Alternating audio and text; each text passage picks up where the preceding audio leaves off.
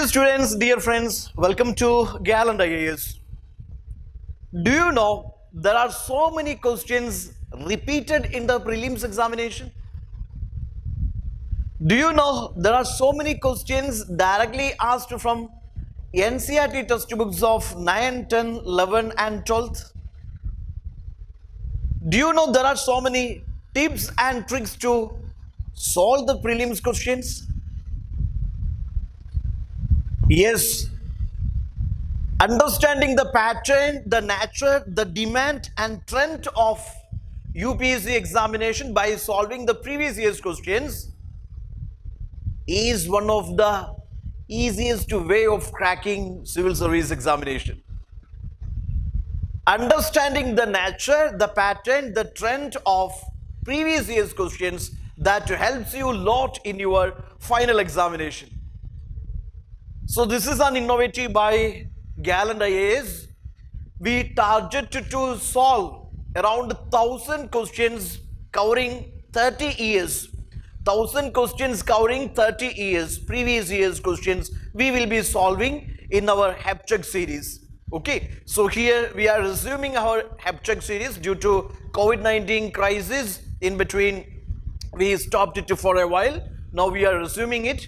So welcome to our HEPGEC series in which we will be solving, understanding, yes, the previous year's questions, their nature, their trend, and we will be analyzing the core areas of the core subjects in our prelims examination. Okay, so solving previous year's questions, what are the advantages? I told you it will help you to understand the pattern. It will help you to understand the pattern of exam, pattern of questions in different subjects. Maybe it is economy, it is history, it is geography, it is Indian polity, it is environmental science, it is science and tech, or it is social justice, okay, or it is international relations, okay, or it is government schemes. This is very important. You must understand how UPSC frame questions from the core subjects and how the questions are asked in the prelims examination. So these previous year's questions,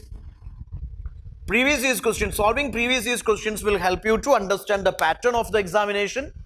Then definitely, what is the demand? What is the demand of UPSC from each subject? Demand of UPSC in each subject. Or what is the trend? What is the trend? I mean, what is the latest trend? What is the latest trend of these questions, or what is the latest trend of this pattern that you can easily analyze? Also, you can analyze what is that level of difficulty. What is the level of difficulty? What is the level of difficulty in each subject, in each area? Again, it will help you to understand, or it will help you to go for a self-assessment.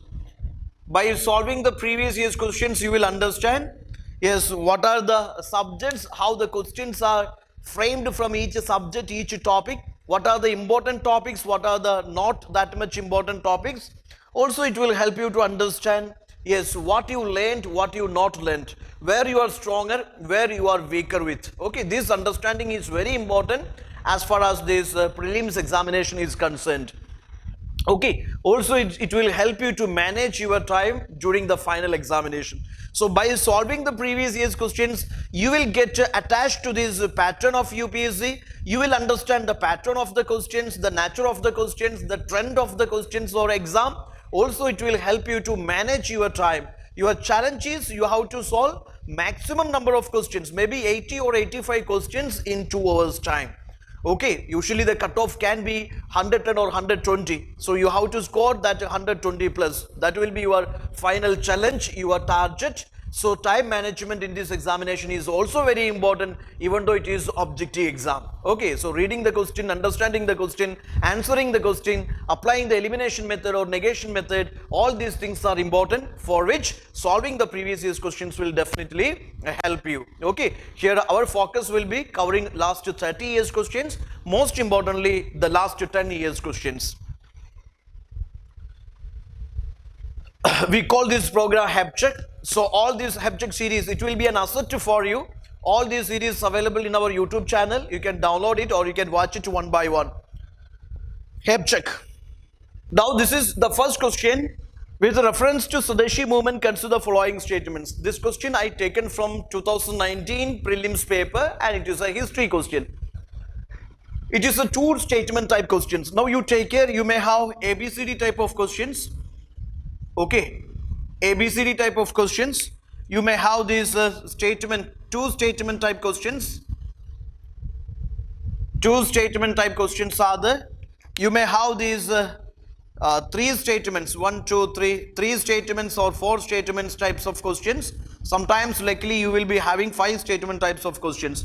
So if it is four statement type questions or five statements questions, you are lucky enough to apply the elimination method. Okay, elimination mostly works in these three statement, four statement, five statements questions, etc. Okay, so anyway, different types of questions are there. Most importantly, ABCD questions are there, two statements type questions are there, then these three statements and four statement types questions are there, rarely five statement types questions are there. Okay, usually these are questions, and not the correct type of questions are also there. Which one of the following is not the correct? Okay, match the following type of questions also there.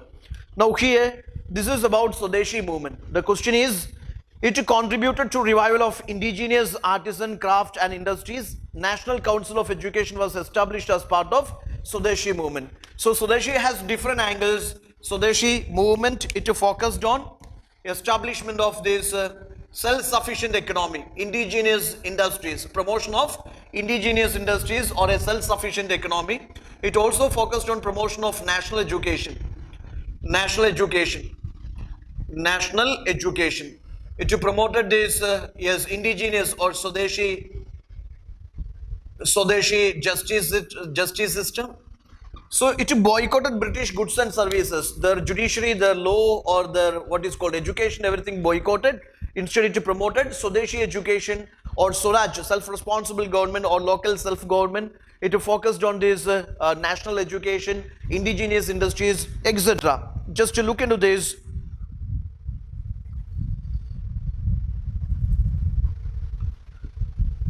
Swadeshi focused on this removal of this British colonialism, or it focused on this building up self-sufficient Indian economy. It encouraged this production of Indian goods, Indian industries, the textile industries, or maybe these handloom industries, cottage industries were promoted by the Swadeshi movement. National education promoted by Swadeshi movement. Then Acharya P.C. Roy started this Bengal chemical factory. Then this focus is on self-reliance, self-sufficiency and self-reliance. Then promotion of this national education, technical and physical education, vernacular education. National Council of Education started in 1906. Okay, the National College was established in Calcutta. Then also it focused on this revival of this national literature, national art forms. Okay, Swadeshi painting, Swadeshi art forms, etc. Rabindranath Tagore, Satish Mukherjee, they contributed to this art and literature, promotion of indigenous art and literature. Okay, there is Shanti Niketan by Rabindranath Tagore and Dawn Society by Satish Mukherjee. Okay, so it is focuses on promotion of national education, promotion of these Swadeshi goods and services, etc. Now you are in a position to answer this question. It contributed to revival of indigenous artisan, craftsmen and industries. That is a correct statement. National Council of Education was established as part of Swadeshi movement. That is also correct statement. So your answer has to be C. Both 1 and 2 is your answer. There is a question, the organization or the movements and the leaders. This is also a very potential question in your prelims examination from history. The very popular movements and leaders in the news you have to go through. There are so many organizations. Socio-religious reformist movements are there, or maybe some like peasants movements are there, or like a lower caste movements are there, tribal movements are there, or leaders are there, their organizations are there, movements are there. So you should understand who are the leaders or the famous personalities related to these movements or organizations. That is important for you. All India Anti-Untouchability League, which is later named as Harijan Sevak Sangh, that was founded post civil disobedience movement, founded by that's by Gandhiji. It's part of his constructive programs. It was part of his constructive programs, fighting this untouchability, fighting this what is called or elimination of this untouchability, fighting caste discriminations, etc. Part of that, there is promotion of this like what is called or I focused on upliftment of the downtrodden section. There is All India Anti-Untouchability League, which is by Gandhiji. Okay. All India Kisan Sabha movement, which is by Sami Shahjana and Saraswati. This is the All India organization of these peasants movements, or it is for fighting for the rights of the peasants. Okay. Then self-respect movement, that is by E.V. Ramaswamy Nayakar, which is again a lower caste movement in the Dravida Desham, or it is in the south, it is in the Tamil Nadu. Okay. So here all these statements are correct only. Your answer has to be, I mean, all these pairs are correct only. Your answer is Delhi, which is 1, 2 and 3. Building Kalyana Mandapa was a notable feature in the temple construction in the kingdom. This is also a 2019 question. Yes, building Kalyana Mandapas was a notable feature in the temple construction of the kingdom of. So you have to study the art and architecture of these medieval Indian rulers and ancient Indian rulers, etc. Chalukyas were patrons of that Vatsara style of temple architecture. That is a hybrid version, that is mixture of Nagara Dravida style of temple architecture. Chandalas of Bandalganj, they were patrons of this Nagara style of temple architecture. Khajuraho temples, okay. So Nagara style of temple, North Indian style of temple architecture. Rashtrakudas were patrons of, the temple architecture, Kailashnath temple at Ellora. That is more resemblance of a Dravida style of temple architecture. Vijayanagars, their style is called the Provida style of temple architecture, Vijayanagar temple architecture. So these temple architectures or these dynasties, rulers and their architectural schools, that is very important. You have to go through their salient features. So Kalyana Mandapa is a profound feature of this Vijayanagar style of temple architecture. If you visit, yes, I think many of you visited. So you see, just when you get a chance, visit these popular historical cultural sites of India, especially Hampi. You can see there are temples, and on the pillar when you strike with some sticks, you can see musical notes emitting. Okay, yes, there are temples. So go through. Wood's Dispatch. There is another question. This is 2018 question. With regard to Wood's Dispatch, consider the following. Grant in aid system was introduced. Wood's Dispatch is regarded as the Magna Carta of English education, which was approved by this then Governor General Lord Dalhousie, and it introduced English education here. Grant in aid system was introduced. That means those private entrepreneurs who wanted to promote education will be provided grant in aid, financial support. So grant in aid system was a feature of this Wood's Dispatch. These are recommendations by Charles Wood for the promotion of modern education in India. Grants in aid system was introduced. That's a correct statement. Establishment of universities was recommended. That is also a correct statement. So first two statements are correct only. So here when you check the options or choices, you can see only D. Yes, first you can eliminate choice C and choice B. And the options or choices having 1 and 2, that is A and D only. A and D only. Now the third statement, English as a medium of instruction at all levels of education was recommended. At all levels. Sometimes by tracing the keywords, extreme words, you can eliminate the answer statements. So here English is medium of instruction at all levels of education. It is not at all levels of education. English was proposed as a medium of instruction at higher levels of education. In primary level, it proposed vernacular language or mother tongue. Okay, there are many provisions of Wood's Dispatch we have seen. It proposed that abolition of that downward filtration theory. Okay, Macaulay's Mineral proposed for downward filtration theory, that is abolished here. It proposed for this three-tier education system. Three-tier education system. It proposed for women education. It proposed for primary education. It proposed for mass education. It proposed for primary education has to be in vernacular languages. Then higher education has to be in English. It proposed for setting up these educational departments in every provinces and government schools in every districts. Okay, and establishment of universities on London line, on modern Western lines. Okay, so many provisions of Wood's Dispatch, and here all the statements are not correct. First and second statements are correct, third statement is wrong. So your answer has to be 1 and 2 only. A is your answer.